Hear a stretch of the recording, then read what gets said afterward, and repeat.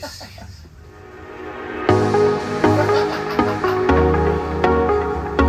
Welcome to Breez Picks. This is a new series that we're starting here with the MMA Breez team. We're going to give you our fight breakdowns and our analytics of the pay-per-views that are upcoming. Starting it off with Claudio Puelles versus Dan Hooker. What a matchup, you know. Next, you got the young dog versus the vet.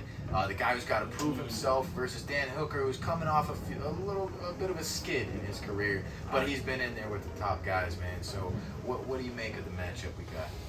It can go either way. I definitely think, you know, Dan, he, like you said, on the little skid, I think he got to remake his name, right? Remind people why he got in the game, remind people who he is, because, you know, last couple fights haven't been so good, but he fought some top names, though, so you definitely got to give him. Also got to consider he's fighting on the same card as Israel. Those boys are in camp together. Sure. You know, they're iron sharp as iron. You know, usually those guys, they like to show out together. Got a couple other guys from City Kickboxing on the card. Brad Riddell. I think Dan Hooker's going to come in here and make a statement. I think he's just going to remind everybody of what those boys do over there. You know, his last fight, you know, getting taken down by Islam, getting caught in a submission by Islam, you can't really fault him. That was a tough feat for anybody to go against. Like you said, the Islam fight, that doesn't really worry me. Anybody would have had the same outcome with Makhachev.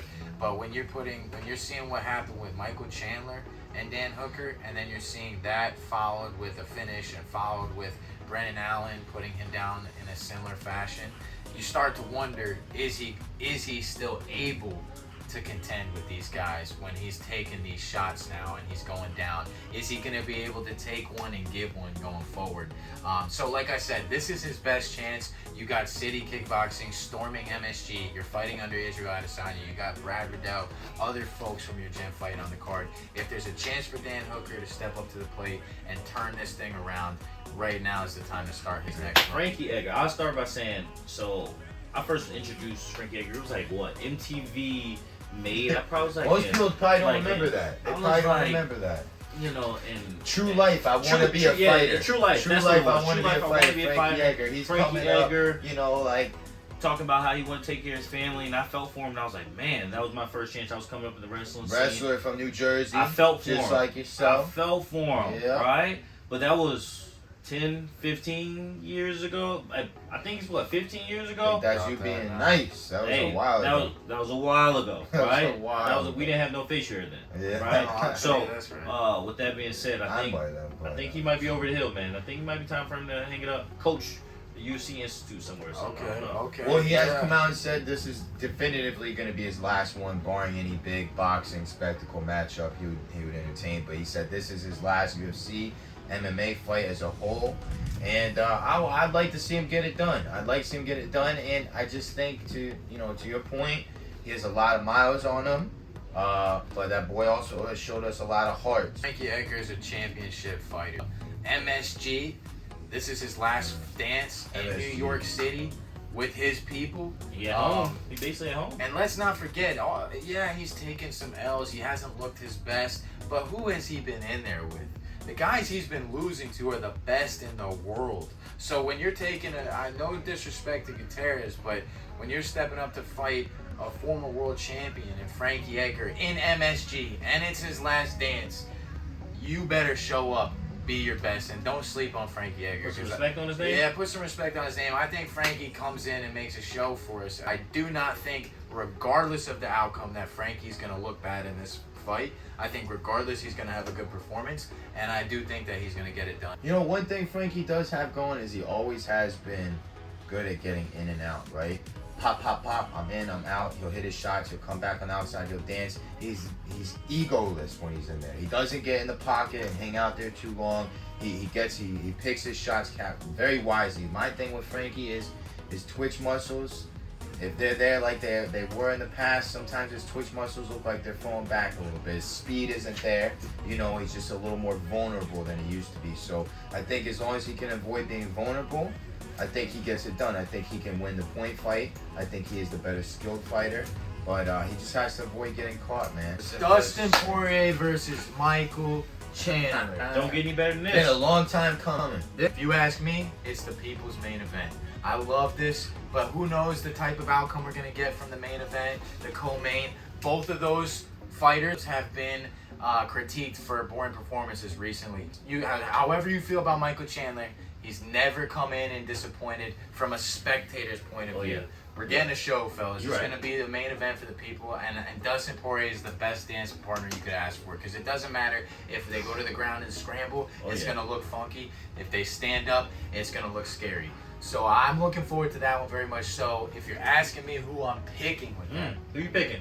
I think I got to roll with Dustin. His hands are clean. The way he fought against Max Holloway, his defense is just as sound as his offense. He's not taking licks like the rest of these guys. Chandler doesn't need to land a bunch. Chandler needs to land once. What I like about this fight is right off the bat, Chandler has wanted this, and Dustin dismissed him. Right off the bat, he got into the league in the UFC, and he said, you know, we'd be great dance partners. He said, I'd rather go sell hot sauce. You haven't earned your spot yet, young buck. To Chandler's point, I've been doing this as long as anybody. I don't like how many shots I saw Dustin take from Charles. Before that fight, I kind of had Dustin up on like the pedestal of striking, especially for the light guys. You know, I thought Dustin would mop anybody. I did not like that, even though, look, let's be real, he dropped him twice. Dustin was painting that guy. There's a lot of emotional tension between these guys. I think it's personal. I think they're going to come in and meet in the middle. And I think Dustin is going to have the faster, the higher volume. And I think Dustin also has the more battle-tested chin. So I think Dustin's going to put it on him. I think Dustin gets the finish. I think he puts him out. I don't know, actually. It can go either way. Man. It's going to come down to who has the better fight camp, right? Who's healthier. Everybody's going to, Chandler does look like he's incredible shape. Everybody's going to have bangs and bruises, but ultimately it comes down to who's better. The best man shows up that day. Either way, it's going to be an all-out war. I don't know, man. Does the winner get a title shot? I don't know. If Chandler, especially after that knockout with Tony Ferguson, if he could get a finish over Dustin, I think he's got a case for a title shot. I just don't see him I just don't see it happening with I think you only see Dustin lose lately, rear naked choke. And Dustin, one thing I like that Charles did was he was moving forward. He was throwing volume, mixing it up, throwing knees, throwing elbows, clinching.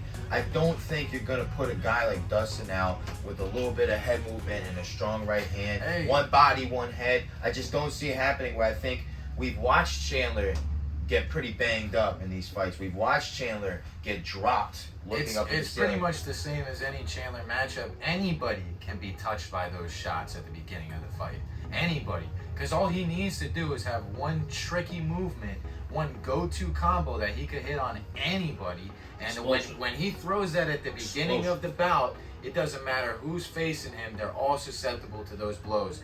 But to your point, there's no one harder to touch at 155 pounds than Dustin Poirier. The way he fought not just Conor, the way he outboxed the hell out of Charles, but also the way he fought Max. As the longer the fight goes on, the better it looks for Dustin, of course. The worse it's going to look for Chandler. But, he's always a threat. I think Dustin wins with one word, volume. I think that's going to take the fight. I mean, look at the strikers this guy's beat. Before we move, he's taken out Conor twice. He's taken out Max Holloway. He's taken out, he stood in front of Charles, who's been getting crisper, dropped him twice. He's taken out Gaethje when no one else could take out Gaethje. First person to put Gaethje down, I believe. He's taken out Eddie Alvarez when Alvarez was hot. I mean, every striker, Dustin is that guy. The only guys that are taking him out are guys with elite finishing. No disrespect to Chandler. Yeah. And he could, I think, put Dustin in bad positions wrestling. But I don't think he can finish Dustin with a submission. I don't think he's capable of that. Co-main event, two of the best women in the world. Carla's coming off she's a veteran in her own nature, the first and current champion in that weight. So it's like you got Carla, who's an amazing wrestler, amazing fighter, but she's coming off of a lot of criticism recently with her bout with Rose and how she won the title. Yeah, I don't know. So I had it going the other way, but it's a hard fight to judge, not just because it's close, but there's not a lot of action, not a lot of stuff. Not a lot of criteria to judge. Not a lot of criteria to judge. Yeah. But I think Carla ends here, man. It's been a fun story watching Carla come back full circle from being the first champ to getting her title back. It's a great story, but I think Zhang's just too complete everywhere and too aggressive to allow that fight to go the same way it went with Rose. Hungrier. Yeah. Hungrier. Got a point to prove. Yeah. The reason why y'all all are here, the reason why y'all watching this, you know what I mean? Israel Adesanya versus Alex Pereira. If you Third watch, time's a charm. if you watch the last fights, you have to know that Israel was hanging in there, shot for shot. This was not a one-sided fight in kickboxing. This was two of the best kickboxers with some insane records facing off titans, and you watched a very competitive bout that Alex Pereira just so happened to get his hand raised both times in. Who you got? I want to hear it. This is They a wanna different hear. world. This is completely different. MMA. Alex Pereira has 7 UFC. pro fights, I believe, and Israel has knocking at 30.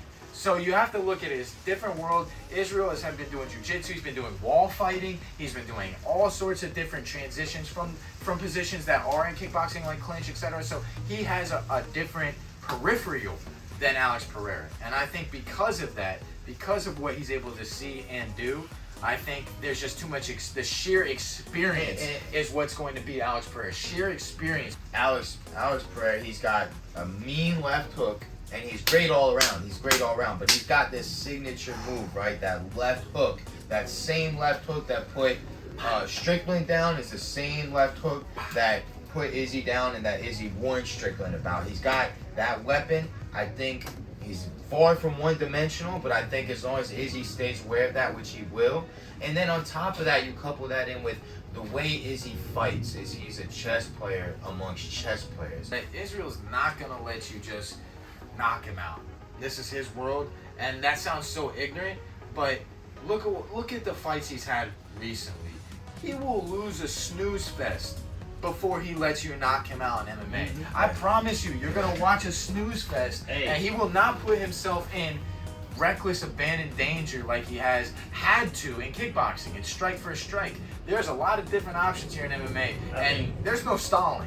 You know, you can, on the contrary, I think Israel's going to TKO Pereira because and this is how, bro, this is how Izzy's going to finish Pereira. It's not going to be a kickboxing match. It's not going to be, as simple as he's going to grapple Alex Pereira, take him down, and submit him with his jiu-jitsu superiority. What he's going to do is hang on him, or this is at least what I would do if I was in Izzy's camp, is hang on him in positions he's never been in. Whether that's on the wall, whether that's faking a shot, taking a shot, making him defend a shot. Even if you don't get the shot, if he defends 5 of them, he's never had to do that in a live fight. And start dropping. Now, not even just the mental aspect of is it the shot coming and dropping my hands, but just the fact that his body has never had to go through these positions and fight through with a striker as dangerous as Israel Adesanya. So I think if Adesanya puts him in positions that are going to wear him out throughout the fight, he's going to take Pereira out. And the only loss Pereira ever had, he was getting his ass whooped and pieced up by a fish. You know how that dude did it? Is because Pereira wasn't conditioned for the positioning and the angles and the different things that guy brought to the table in this unique bout. So if Israel Adesanya can present these same positions that Pereira's not conditioned for, and he can hang on him, wear on him, fake a shot, take a shot, put him on the wall. By round 3, Pereira's gonna get hit. And Pereira's going to get smothered, and Pereira's going to go down. Israel Adesanya by finish. Yeah, he beat Izzy a lifetime ago. You know what I mean? He's been chilling, getting back into this sport, doing his thing, racking up a couple wins with these guys. What's Izzy been doing? Izzy's been standing in front of killers like Yoel Romero and finding a way. Stood in front of Robert Whitaker twice, took him out once, found a way both times, put him in front of Anderson Silva. You know, he's stood in front of all the best strikers, the most aggressive strikers, the guys that have the fastest twitch muscles with the strongest one-hitter quitter you could imagine. Guys like Yoel, who could put down any kickboxer if he lands that hand, you know, or a knee, or something. You know, creative guys too. He's had to solve a lot of puzzles. Guys like Robert Whitaker are puzzles. Guys like Yoel who can spring up with a knee or throw an overhand coming down. Those are puzzles, and he has solved all of these puzzles. Israel's cracked all the puzzles. So if you're looking at Alex Pereira, I don't think it's as intriguing of a puzzle as people make it out to be. The dude is not very experienced in MMA. He's had 7-8 pro fights, and only a couple in the UFC. Israel Adesanya's had more title defenses than he's had fights in the UFC. True. Israel Adesanya TKO by experience. Izzy cleaned out the whole division. That's all there really is. It's him, a great narrative. It's the whole perfect storm. If Izzy didn't clear out the whole division and there was still like Vittori and Podcast and stuff, it'd be like fall back. But the fact that Izzy has already lapped these guys, it makes sense. You're right. But like then you get somebody like Islam in the fire pits of the lightweight, winning. No one will fight him. Keep winning. 11 fight win streak, and people complain that he gets the title. But you know, it's like this makes sense because Izzy lapped everybody and because they have the narrative. So I'm not hating on